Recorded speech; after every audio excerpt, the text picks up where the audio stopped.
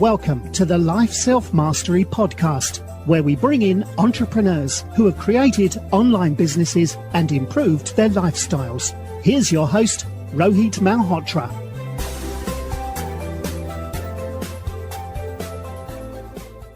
Hi everyone, this is Rohit from Life Self-Mastery, and today I'm excited to have Jacob Hanchar, who's the CEO of Digital Dream Labs, an edtech company based in Pittsburgh.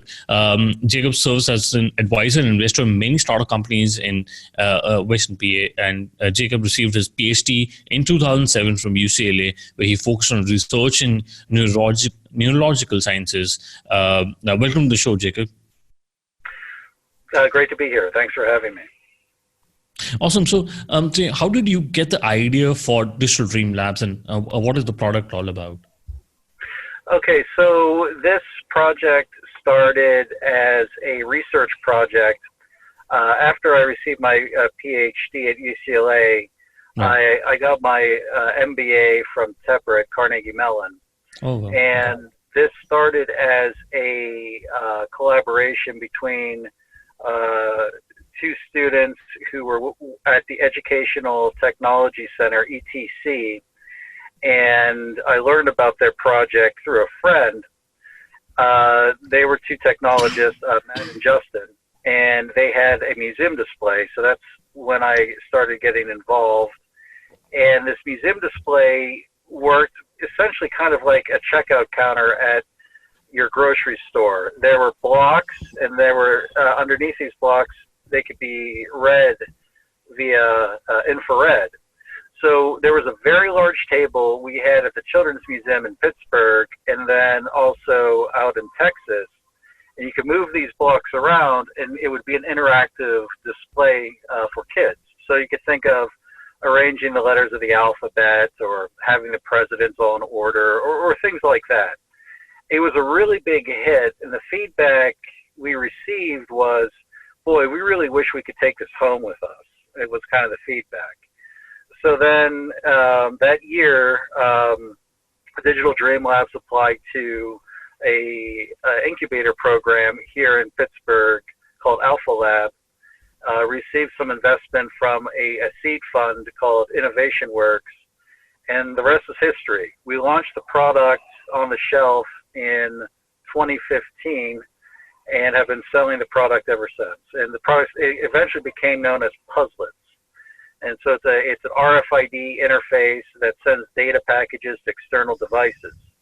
So you can play various games and move characters on a screen using these puzzle pieces. So it's a tangible, interactive console, essentially.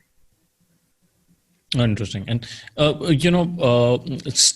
you're focusing on STEM education, right? Which is critical to student learning. But what I've seen is over the years, science, technology, engineering, math is what a lot of students are not focusing on. Do you think there's been a decline in the interest, especially in the United States, in the last couple of years?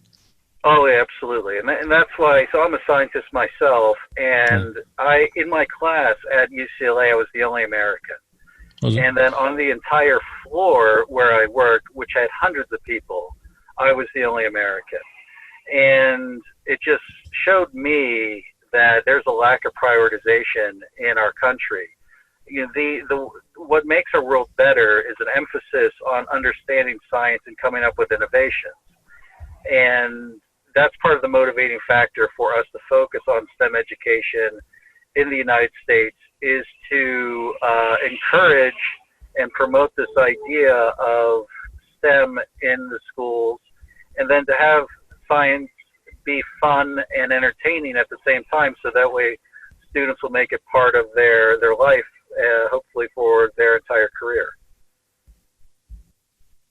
Right. And, what could be the cause of, people not, students not taking interest? Is it like, foreign students from India and China focusing more on such sort of education, or what are your thoughts on that? Well, so I think we've boiled it down to fear, and just the intimidation of algebra there have been a number of studies conducted to try to answer what you just asked, and it's a very complicated question. But the theme seems to be that if you become good at algebra in middle and high school, you enjoy science. If you're bad at algebra, you learn to hate science. And so what we've been focusing on is trying to introduce scientific topics in a way that removes intimidation, so that it makes it more accessible. I think in the U.S. especially, I mean, when I was growing up, I was always the smart kid because I understood science. And I think that's it's not necessarily true, right? We're all scientists in our own right. We experiment and we do various things. You could think of a chef being a scientist, putting together a recipe. I think science is a lot more accessible than what we've been led to believe. And part of that is our philosophy, that we try to make science a lot more accessible and less intimidating with our programming and applications. Right, and you talk about Puzzlets, which is I believe one of the main products, and so it's a hands-on learning system for where you use toy puzzle pieces. So is it like a video game or and a separate product altogether? Right. So we started off, we called it 50-50 play. So 50% of the time you're in the real world using the tray, and the other 50% of the time you're on the application on an iPad. We had a collaboration with Wonder Workshop where our board would sync with their robot to teach robotics, and that removed the screen. So that's the primary focus is Puzzlets, but we also have just games. We have all games that are on the Puzzlet, we call it the Play Tray. All those games are also on the internet, and you can play them and download them individually without the hardware necessarily. But what we found is that children really like the puzzle piece aspect of our platform, and it actually increases engagement and excitement. Right, and before the call, I was talking about my journey into startups, and I started off with an edtech company called iProf, and we had a product which it was a targeted towards students who've done the A levels and they wanted to prepare for higher education. But a lot of these products was outsourced from China. So are you also when it comes to the products that the interactive video games, are you also sourcing out these products from China? So we make all the video games we design in-house. So I have 3 artists, 2 programmers, and a couple support staff that we make all of our games. We make about 1 game every 6 months is kind of our average pace. So we do all that in-house, all the design work, all the engineering, CAD drawings, printed circuit board assembly, all that is also done in the States. But then, we have an OEM in Shenzhen, China, who basically makes the product for us. And everything is done under one roof over there. Okay. And who are your competitors? Who trying to target the same market? Right. So it seems like every day there's a Kickstarter that has another product that's going to compete with ours. I would say that the closest competitor is Osmo because of their screen interface, and their applications are somewhat similar.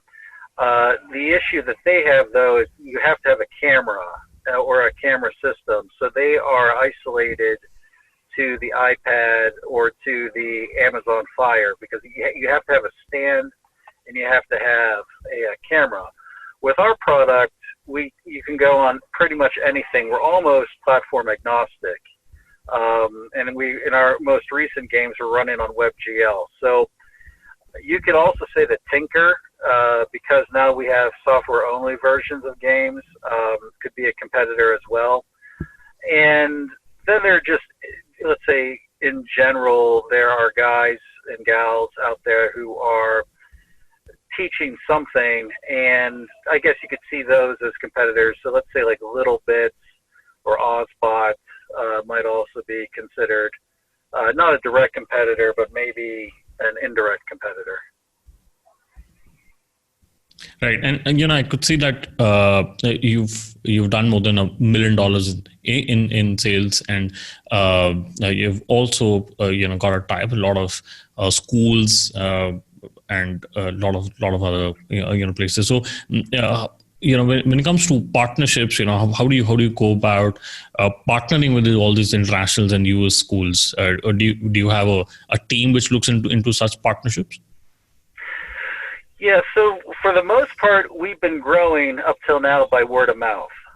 We're essentially bootstrapped. We never got a lot of capital in the business in the first place, so we've grown organically. Now that we have enough momentum, and the Republic site has been very helpful in generating even more momentum, and the capital from that has allowed me to hire an actual sales team. Because for the most part, we've been just doing inbound sales. And of course, the cost of customer acquisition has been very, very low in comparison to the lifetime value of the customer. So now we're in a position where we can start getting aggressive in our expansion and start accumulating more schools as clients. And I have an official sales team to handle that role.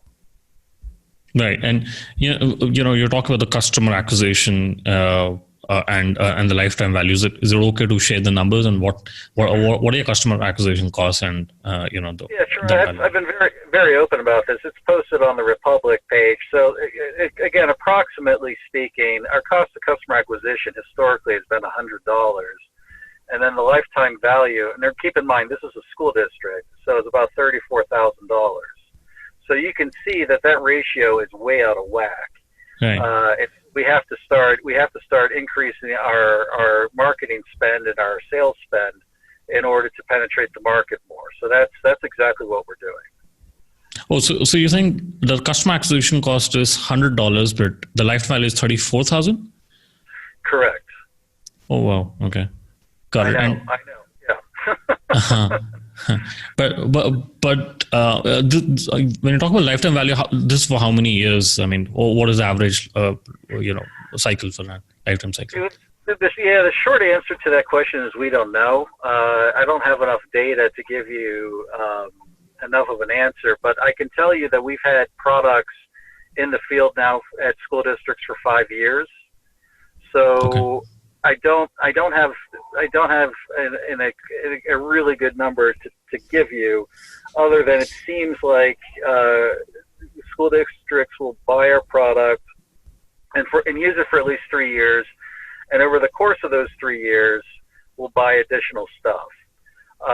But there's still a lot more work we need to do in order to really understand the cycles and the actual lifetime value. But so. What I'm giving you is an approximation. Okay, got it.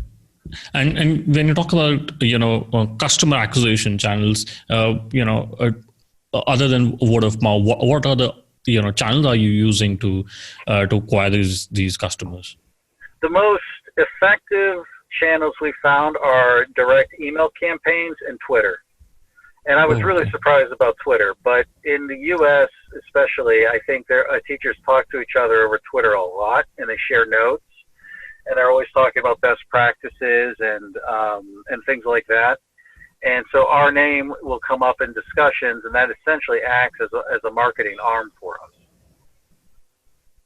Okay, and if I may ask, how do you get your first 1,000 users on board? So how we did that, so when we got our first 1,000 users, I'm thinking we did a combination of sales on Amazon and then direct sales through our e-commerce site. So what we did is we got established locally first. Okay. So for example, Pittsburgh, Public. So there are 47 school districts in Allegheny County. So the county is the municipality that surrounds Pittsburgh. there's about 1 million people who live in this general area. So we partnered with a sports team called, they're a hockey team called Pittsburgh Penguins. Right. And they essentially helped buy a lot of our products and then gave these products to these various schools. Once we got into those schools, they liked the product so much, they started referring us to many people in their networks. As an example, there's a school district called Avonworth.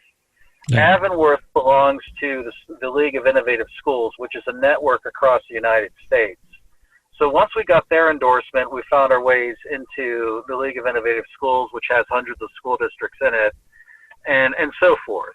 There's also school districts like Baltimore, for example, that are in kind of like a remake learning environment. So there's this movement called remake learning, and there are a lot of schools that are considered part of this network. So again, we were able to network our way into these organizations and then promote our product. And that's essentially how we got our first 1,000 users, was that strategy. Oh, interesting. And are you doing something differently for the app downloads?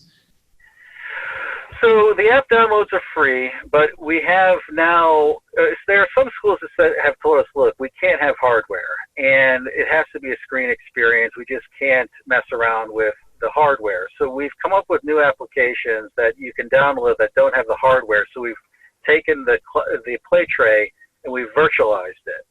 So instead of putting the puzzle pieces in manually, now you can use a mouse and you can click and drag and drop. And it basically does the same thing, and it plays the game the same way. So those are our newest releases. We already have those available. We're testing those right now with schools to make sure that it's working the way the students want it. But then we're going to wide release that here pretty soon. Right, and Jacob, you have a SaaS model with a hardware component to it. So, and for download only games, the margins are really high. But what is the kind of churn rate which is for most of the products? So with school districts, the churn rate is almost zero. It's very, very, very low. Once we're in a school district, we find that we only increase the number of sales. And if there's an issue, usually the internal tech person is pretty good at resolving them, or we're able to jump in and resolve it. With retail, the churn rate, there's a return rate and then a churn rate. So in retail, I would say our return rate is about 2%. Which is pretty low. Usually there's a 5 to 10% allowance for most products in retail. And then the churn rate, I would say, with users who have used it before, I would say that's probably 6 or 7%. But the churn happens because the kids grow up and they stop using it, right? Right. So what we've been trying to do is come up with more games that are for older kids, so that way you can keep using the product for the entire educational experience. And that's really what we've been focusing on. So our most recent game that we've made is called Monstrous Molecules, and that teaches chemistry for middle school students. So we're thinking that expanding this platform will help us reduce churn rates. Right, and you've used a crowdfunding platform like Republic, and that's how I got to know about the product, because I did also invest into your company through that platform. But why didn't you go through a normal VC or angel round rather than go to a crowdfunding platform like Republic? And what is your goal through going through the crowdfunding platform? Oh, well, it's not from a lack of trying. I mean, I must have talked to about 100 different VC and angel firms across the United States. Right. What happened so what happened is that the ed tech market got really, really hot and really, really interesting in 2015. And so we were just starting to launch in 2015. The issue is, when we got the revenue, we got established, and we were in a good place, by the time we started approaching venture capitalists, they already had a company like us in their portfolio. So they would say, look, I already have Osmo in my portfolio, or hey, I already have Tinker in my portfolio. We're only doing one of these deals, if at all. So that was one of the issues. That, and what happened is some other companies that failed for one reason or another, what's the name of the company? It was a screen application. They put stuff on the screen, and it taught letters and things like that. I'll think of it in a second. But some of those companies like that failed, and the investors got burned. So that put a really bad taste in their mouth, and they said, you know what? We're just not investing in ed tech. We don't want to touch it. It just doesn't interest us. We'd rather just not even deal with it. So those were two things I was fighting. And I spent a lot of time trying to explain what we were doing. And then the crowdsourcing laws changed in the United States. And then at last I felt like, okay, now I can talk to the people directly, and we can raise some money and continue our efforts and expand our efforts. So that's what led me to the Republic site. Right. And, I think you've already raised more than $600,000. And what are your plan to use the money for? So the weakness our company has had from day one, and we've known this forever, is marketing. Right. One of the major advantages Cosmo or the other companies our competitors have had against us, is that they have these amazing Silicon Valley banked budgets that they can spend a lot of marketing dollars on it. And so that's really what I anticipate doing, is that we're going to spend a lot more money on sales and marketing in order to expand our reach and then improve our revenue. And that's exactly what I intend to do with the money. Right. And, Jacob, since, I worked in an ed tech company and I'm from India. So the Indian culture was very different, because by the time we were trying to solve the problem, we figured out that since Indian children take their own time to become independent, we assumed that they were the decision makers. But by the time we got into the market, we figured out that the parents were the real decision makers in a country like India, and they get to decide, if the product should be bought or not. And that was one of the reasons why the EdTech company did not work out in India. And Byju's, which was a new company, has done a pretty good job in trying to solve the problem. But I wanted to understand, what are the kind of challenges an EdTech company faces, because the couple of EdTech companies which is not done well, and it's a difficult market to be in, like Sharp Scholar, which is a in-class assessment tool, which was a known name but had to shut down. So what are the challenges for an EdTech company, and what should a CEO of an EdTech company do in order to make sure that the company survives? Yeah, well, what you stated is it happens in the U.S. too. A lot of these purchasing decisions are driven by the parents or teachers, right. And the kids are kind of secondary. It takes a kid like really, really wanting something and talking to the parent a lot in order to convince the parent to do it. Now you can imagine how difficult that is. You have to get a child so excited about something that they then have to get their parent excited about it. So from a marketing perspective, you really have to get the parent passionate and excited. So my recommendation would be to make it very focused on the teacher or the parent, and then think about the excitement of the kid maybe secondary. Right. One thing that was major for us, the reason why we have so much adoption in schools, is that we really solve a major problem that teachers have. And the teachers have, they're being forced more and more at younger and younger grades to introduce these scientific topics, to start introducing coding and other complicated things. And the teachers don't understand this. They were never trained, and really, they shouldn't have to be trained. Nevertheless, they're getting more of these mandates put on them. So what we do essentially is that we make it a lot easier for these schools and these teachers to teach these topics to the children.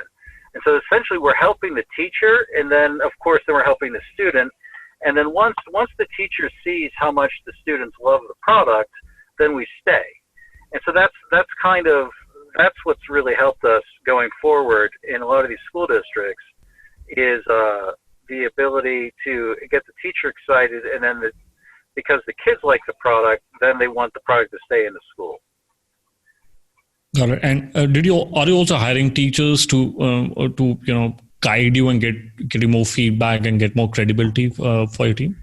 Yes. So we have a lot of teacher advisors, a lot of Ph.D. EDs who advise us while we design the games. What we do, rather than just coming up with a game on our own, what we'll do what's called play testing. We'll design a game and we'll have kind of like the wireframe, and then I'll take these games into schools and various places, and then just let the children play with it, and then they'll be very honest in their feedback, and then we'll ask the teachers, what do you think? And they're also very honest in their feedback. So after we do this a couple times, we end up with a very educational game that also is a lot of fun to play, and that's how we design these games. Right. And I wanted to know, who are your current investors and who's in your team currently, or are you the only founder? Right. So I'm the only founder. I'd say the most notable investor who doesn't mind being identified is Tim Chen. So right. Tim Chen was former CEO of Microsoft China and also CEO of